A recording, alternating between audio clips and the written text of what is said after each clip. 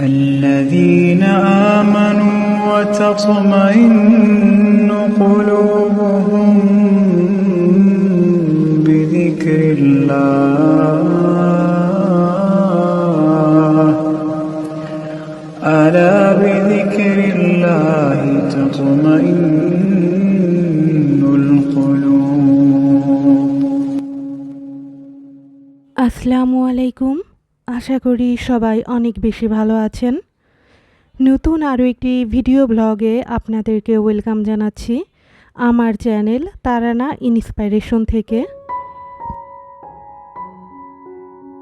ভিডিওর শুরুতেই আপনাদেরকে দেখিয়ে দিচ্ছি লিচু কিভাবে আপনারা মাসের পর মাস সংরক্ষণ করে খেতে পারবেন। যেহেতু এখন বাজারে লিচু পাওয়া যাচ্ছে আর এই সিজনটা প্রায় শেষের দিকে চলে এসেছে, আপনারা চাইলে লিচু কিনে এটা সংরক্ষণ করতে পারেন। তার জন্য আপনাদের কিছু টেকনিক অবলম্বন করা লাগবে। লিচুকে ডাল থেকে ছিঁড়ে কিছুটা বোটা সহ রেখে তারপরে এটা সংরক্ষণ করতে হয়। এয়ারটাইট বক্সে রাখলে ভালো হয়, আর যাদের কাছে এয়ারটাইট বক্স নেই তারা এরকম টিস্যু পেপার দিয়ে একটা ঢাকনা দিয়ে এরকম ঢেকে রাখতে পারেন।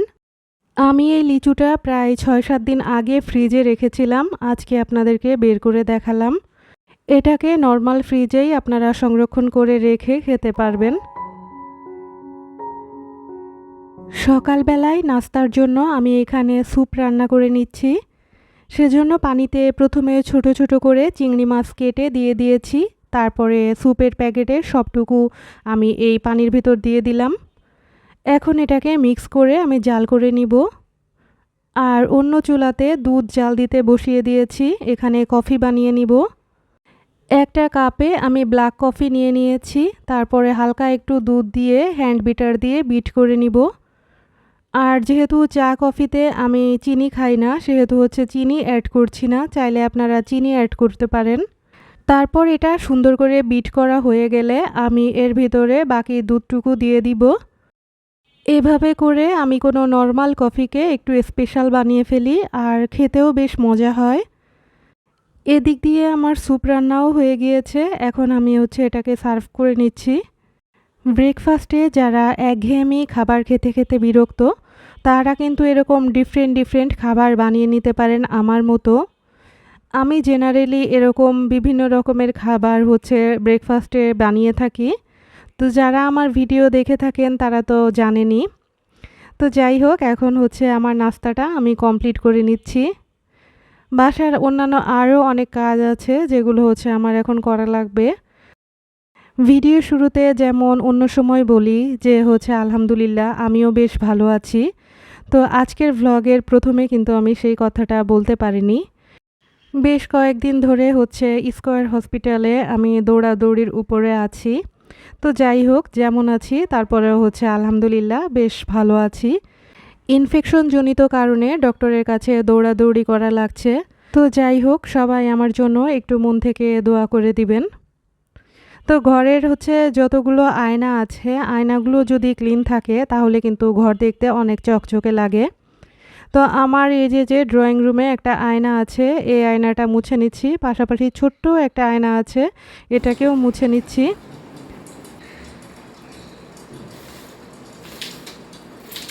আজকে আমি কিছু প্রিয় আপুদের নাম বলবো যারা আমাকে খুব সাপোর্ট করে যাচ্ছে এবং প্রত্যেকটা ভিডিও তারা আমার দেখে এবং কমেন্টও করে। তো সেই সব আপুদের নাম না বললে কেমন জানি নিজেকে অকৃতজ্ঞ মনে হচ্ছে। তাদেরও সবার আলাদা আলাদা চ্যানেল আছে। তো যাই হোক, তাদের মধ্যে প্রথমে যিনি আছে সে নাজমুল হাসান জিসান। এটা একটা আপুর চ্যানেল আর কি, উনি কুকিং ভিডিও করে।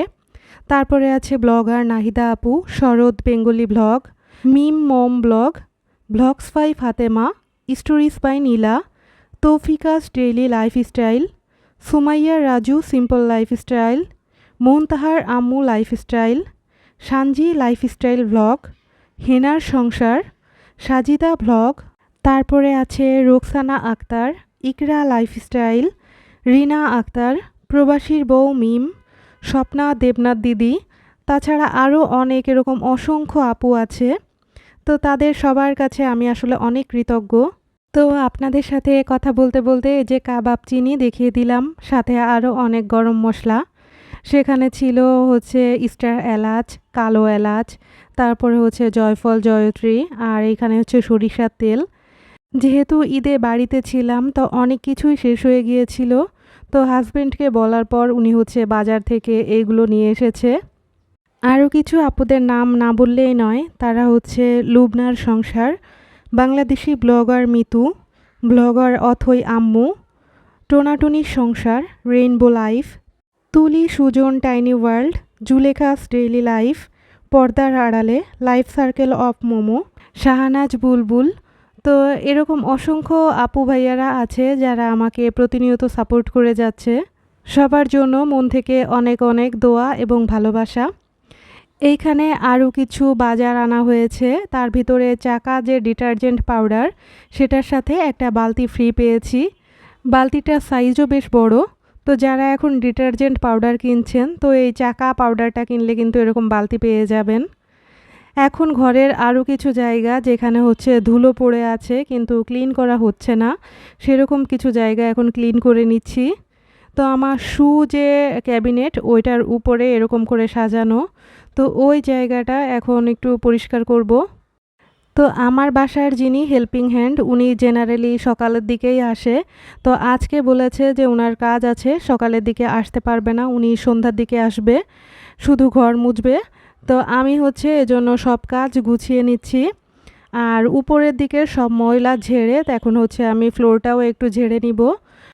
সকাল থেকে কিন্তু খুব বেশি সময় নিয়ে আমি আমার কাজগুলো কমপ্লিট করিনি, খুবই কম সময় লেগেছে। তো যদি একটু সকাল সকাল ওঠা যায় আর সকাল থেকেই কাজগুলো শুরু করা যায় তাহলে কিন্তু দিনের কিছুটা সময় নিজের জন্য একটু স্পেন্ড করা যায়। তো কারা কারা আমার মতো সকালবেলা উঠে এরকম কাজ করে থাকেন কমেন্ট করে জানাতে ভুলবেন না। আর এইদিকে হঠাৎ করে আকাশ অন্ধকার হয়ে অনেক বৃষ্টি শুরু হয়ে গিয়েছে।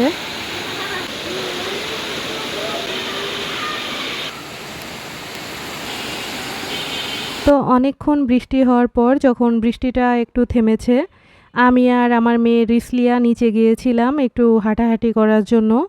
বিকাল টাইম হয়ে গিয়েছে। তো এইখানে হচ্ছে আমাদের বাসার খুব কাছেই এরকম একটা জায়গা আছে যেখানে হচ্ছে সবাই হাঁটাহাঁটি করতে আসে। তো জায়গাটা দেখে কারা কারা বুঝতে পেরেছেন যে আমার বাসাটা কোথায় দেখি কমেন্ট করে জানান তো দেখি। কেউ কোনো গেস করতে পারেন কি না যে আমি কোথায় থাকি। আজকের ভ্লগে আমি আর বলবো না যে আমার বাসাটা কোথায়, ঢাকার কোথায় থাকি। নেক্সট ভ্লগে ইনশাল্লাহ আমি আপনাদের সাথে শেয়ার করব যে আমার বাসাটা আসলে কোথায়। হাঁটাহাঁটি শেষ করার পর যখন বাসায় ঢুকছি তখন হচ্ছে আমাদের লালু আর লিলির সাথে আপনাদের একটু পরিচয় করিয়ে দিই। এরা খুবই বিশ্বস্ত, আমাদের বাসায় কিন্তু কেউ প্রবেশ করলেই এরা হচ্ছে ঝামেলা করে, আর যারা হচ্ছে পরিচিত তাদের সাথে কোনো ঝামেলা করে না।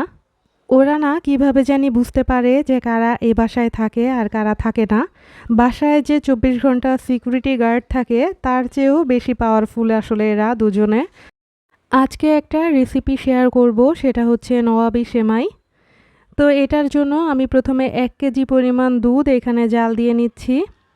সেখান থেকে আবার কিছু পরিমাণ রিসলিয়া খাবে সেজন্য একটু তুলে নিচ্ছি, আর বাকি দুধটা আমি হচ্ছে ঠান্ডা করে নিব। তো নওয়াবি সেমাইও কিন্তু একদম রেগুলার যে সেমাই সেরকমই রান্না, জাস্ট 2-3টা উপকরণ বেশি লাগে। সেমাই রান্নাতে আমরা যেমন দুধ, চিনি অথবা সেমাই ব্যবহার করি, এর সাথে জাস্ট আর 2-3টা উপকরণ অ্যাড করা লাগে। জিনিসটা রান্না করতে কিন্তু খুবই সহজ। আপনারা আমার রেসিপিটা ফলো করলে ইনশাল্লাহ আপনারাও খুব সহজে রান্না করে নিতে পারবেন। এখানে নিয়েছি সেমাই, গুঁড়া দুধ আর চিনি। এইখানে যে লাচ্ছা সেমাইটা কিনেছি এর সাথে আবার এরকম বাদাম তারপরে হচ্ছে গরম মশলা দিয়ে দেওয়া আছে। এখন একটা পাত্রে আমি এখানে বাটার নিয়ে নিচ্ছি, এখানে ঘিও নিলে হবে, তবে আমার ঘরে অনেকখানি বাটার ছিল যার কারণে বাটার দিয়ে আমি ভেজে নিচ্ছি। এই লাচ্ছা সেমাই দেওয়ার পরে এর ভিতর চিনি এবং গুঁড়ো দুধ যেটুকু নিয়েছিলাম সেটুকু দিয়ে দিচ্ছি। চিনি এবং গুঁড়ো দুধ এখানে 1/4 কাপ মতো নিয়েছি। তারপরে হালকা একদম জালে এগুলোকে আমি ভেজে নিব, আর অনবরত নাড়াচাড়া করা লাগবে। আর এইখানে যে চিনিটা দিয়েছি এটা থেকে কিন্তু এক্সট্রা কোনো পানি বের হবে না। তো যাই হোক, এখানে আমার একটু লাল লাল করে ভেজে নেওয়া শেষ হয়েছে, অর্ধেক খানিক আমি এখানে উঠিয়ে নিচ্ছি। যে পাত্রে আসলে আমি এইখানে নোয়াবি সেমাইটা বানাবো সেটাই রেখেছি। আর বাকি কিছুটা আমি ছোট্ট একটা বাটিতে উঠিয়ে নিলাম। আর যেটুকু আমার কড়াইতে আছে সেটার ভিতরে আমি একটু ফুড কালার অ্যাড করে নিচ্ছি। এখানে আমি অরেঞ্জ কালারটা অ্যাড করেছি। এখন ঠান্ডা করা যে দুধটা সেটার ভিতরে একে একে আমি সব জিনিস মিক্স করে নিব। সেজন্য আমি এখানে প্রথমে 2 চামচ কাস্টার্ড পাউডার নিয়ে নিচ্ছি। দুধ যদি গরম থাকে তাহলে হচ্ছে কাস্টার্ড পাউডার জমে যাওয়ার সম্ভাবনা থাকে, এজন্য দুধকে ঠান্ডা করে নিতে হয়। আর এখানে আমি দেখাচ্ছি যে এই ক্লিপ দিয়ে আমি কিভাবে সুন্দর করে সব জিনিস হচ্ছে এয়ারটাইট করে রাখি। তো এই যে প্যাকেটে ওই ক্লিপ দিয়ে আমি আটকে রেখে দিলাম। এখানে নিয়ে নিচ্ছি চিনি, তারপরে নিয়ে নিচ্ছি কর্নফ্লাওয়ার। আর সব কিছুই কিন্তু 1/4 কাপ পরিমাণের যে মেজারমেন্ট কাপ সেটা। আর 1 কাপ পরিমাণ গুঁড়ো দুধ নিচ্ছি, এখানে 1 কাপ থেকে একটু কম আছে। আর এই যে ডানো ফুল ক্রিম মিল্ক এটাও দিচ্ছি, এটা হচ্ছে ঐচ্ছিক, এটা না দিলেও হবে। কনডেন্স মিল্ক দিলেও হয়, না দিলেও হয়। একটা কথা আছে না যে যত গুড় তত মিষ্টি, তো জিনিসটা হচ্ছে তেমনই, যত কিছু দিবেন তত আরও টেস্ট বাড়বে আর কি, তবে না দিলেও সমস্যা নেই। তো যখন আমি চুলায় জাল ধরিয়ে দিলাম তখন দেখলাম চিনির পরিমাণ একটু কম হয়েছে, সেজন্য আরেকটু চিনি আমি অ্যাড করেছি।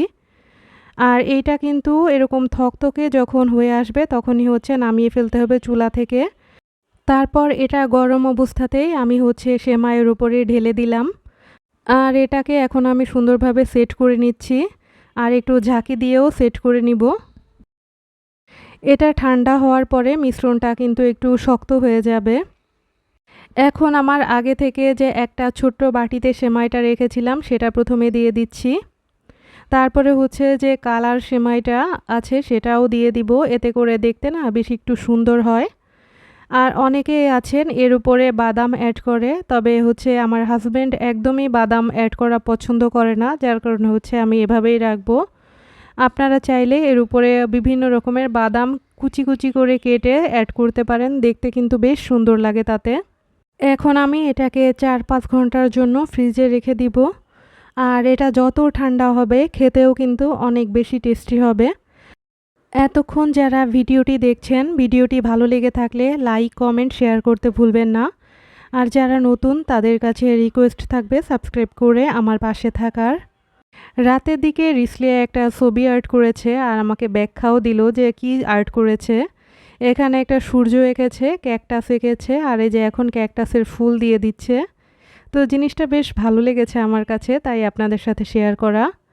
এইখানে প্রায় 4-5 ঘন্টা পরে ফ্রিজ থেকে আমি এই নোয়াবি সেমাইটা নামিয়ে নিয়েছি। তো এখন হচ্ছে রিসলিয়ার পাপাকে খেতে দিব, দেখি যে উনি কী বলে। তো এটা হচ্ছে ওনার জন্য একটা প্লেটে আমি উঠিয়ে নিচ্ছি। তো খাওয়ার পরে উনি যে রিভিউটা দিয়েছে তাতে সত্যিই আমার মনটা বেশ ভালো হয়ে গিয়েছে। উনি খুব প্রশংসা করেছে এটার। তো আজকের মতো এখানেই বিদায় নিচ্ছি। আল্লাহ হাফেজ।